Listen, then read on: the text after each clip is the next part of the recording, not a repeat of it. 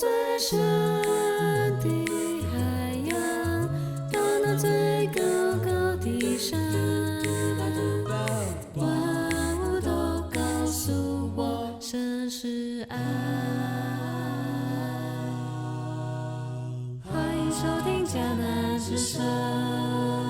大家平安，欢迎收听12月初9的迦南之声。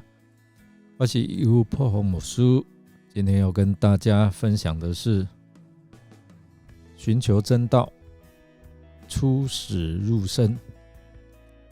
我们要读约翰福音第11章，总共有57节，请自己先读过。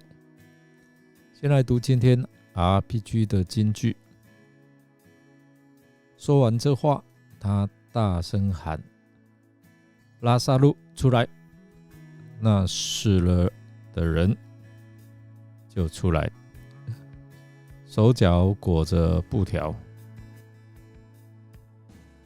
脸上也包着布。耶稣吩咐他们说：解开他，让他走。解开他，让他走。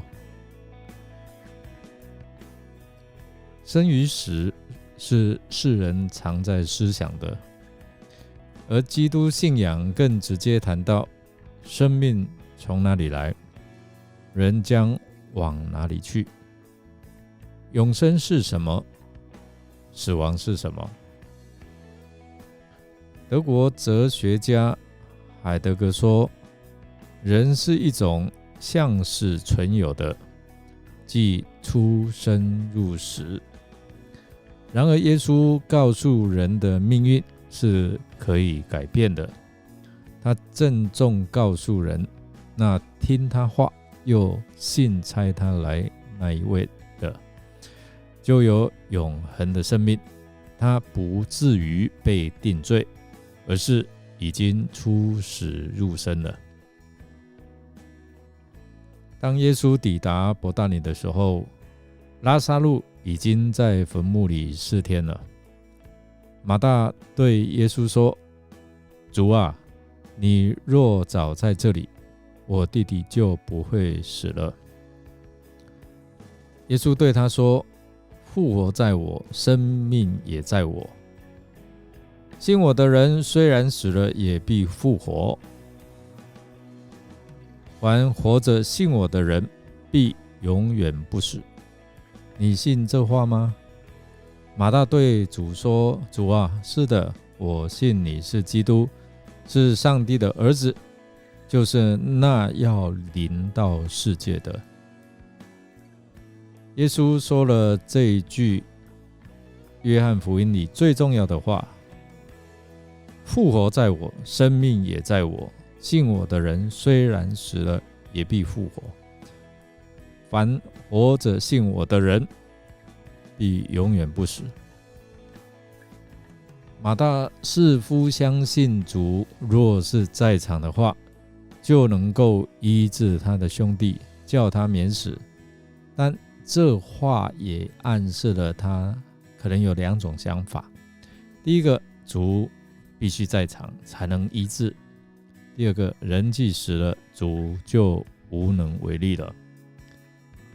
我们对主的信心多少总是会受到我们的观念的限制。我们常只相信他能做我们认为可能的事，而不敢相信他会做我们所认为不可能的事。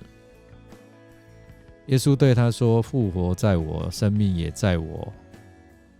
信我的人虽然死了，也必复活。主不是说我应许或者我赏识人复活和生命，主乃是说我就是复活和生命。复活和生命并不是一种在主之外的事物，所以不能把它与主分割。你知道吗？我们乃是得着了主，而附带得着了复活和生命，并且呢，我们所有活着且相信我们主的绝对不会死到永远，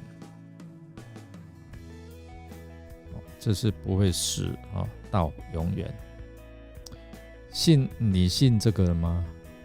耶稣对信靠他的人应许一个出死入生的盼望，因为他是生命的主，生命在于他，永生盼望也在他。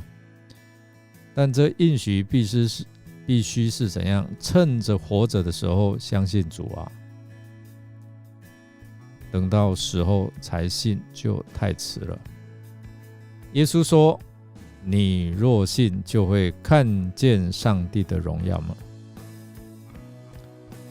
我们常受环境的限制，但神超越一切的环境，只要我们有信心去接受上帝所要做的工，就必看见神的荣耀。在上帝没有难成的事，人的信心一发出，上帝的荣耀也就立刻彰显。他们就把石头挪开，人必须以信心的行动表达对主的顺服。我们若能信而顺服主的话，他的大能就要彰显出来。说了这话，就大声呼叫说，拉撒路出来。主话语的权柄叫死亡的权势降服主说，解开，叫他走。主拯救人的生命，不仅能够叫人活，并且使人完全脱离一切的捆绑，让他走。使死了4天的人复活，这是圣经所记的第一次创举，显出耶稣真的是生命与复活的掌权者。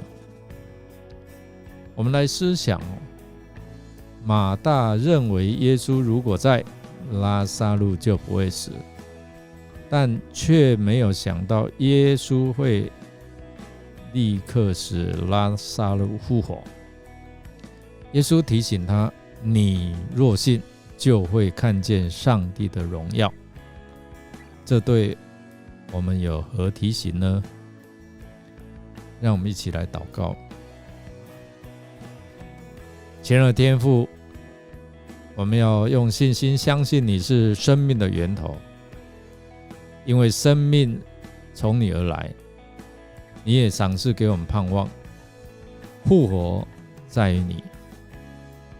借着主耶稣基督的大能，使拉撒路经历死而复活，为要叫我们看见主耶稣能够胜过死亡的权势，给我们人有永生的盼望。